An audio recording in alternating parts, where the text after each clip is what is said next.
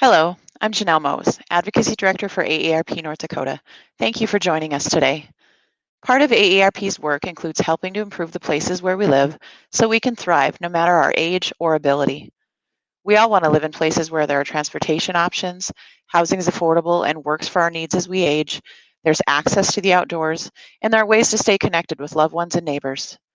Ultimately, our vision is for the future in which communities, urban, suburban, and rural, are great places for all. Since 2017, AARP has funded 376 community challenge grants across the country to help spark change that helps improve communities for people of all ages. This year, AARP received more than 2,800 applications, including 33 from North Dakota. A total of $2.4 million was awarded to 184 grantees across the country, including 4 communities in North Dakota: Minot, Max, Belcourt, and Bismarck. Today, I'm pleased to be joined by one of North Dakota's 2020 grantees to share more about their project. Now I'd like to introduce our special guest, Kelly Sink. Welcome and thanks for being here, Kelly. Hello, thanks for having me. So can you tell us a little bit more about your Community Challenge Grant project?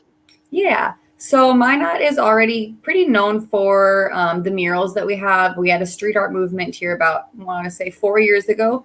So we're already pretty known for the murals that we've got going on downtown. And I kind of wanted to be a part of that, but I wanted it to be something different than we've had before and that I've seen with other murals in other places before. So I came up with the idea of a hidden object mural. So it's just like if you have the hidden object books as a kid, where you flip the page and you're supposed to find, a coffee pot in the jungle or something like that. Something where your mind has to work a little bit harder to figure out what's actually going on in the picture. So I thought maybe we can pull that off as a grant. I talked to a few people that are in the art world here in Minot, a couple artists, and I was like, what do you think of this idea? Is this something you'd be interested in?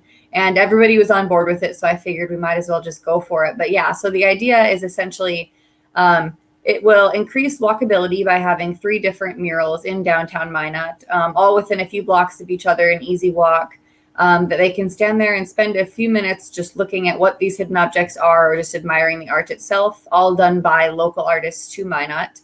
And then they're on, our local walls. So between one mural and the other, you're probably going to pass a coffee shop, a storefront, maybe a bar or a restaurant that hopefully you're going to want to walk in and give a little business to and support local there. So the whole idea is, make it a little bit more beautiful down there and then support local businesses as much as we can. I think that's a really fantastic way to engage local businesses and communities and really revitalize downtown Minot. Do you think it'll have an impact on Minot, and what are your plans for the future?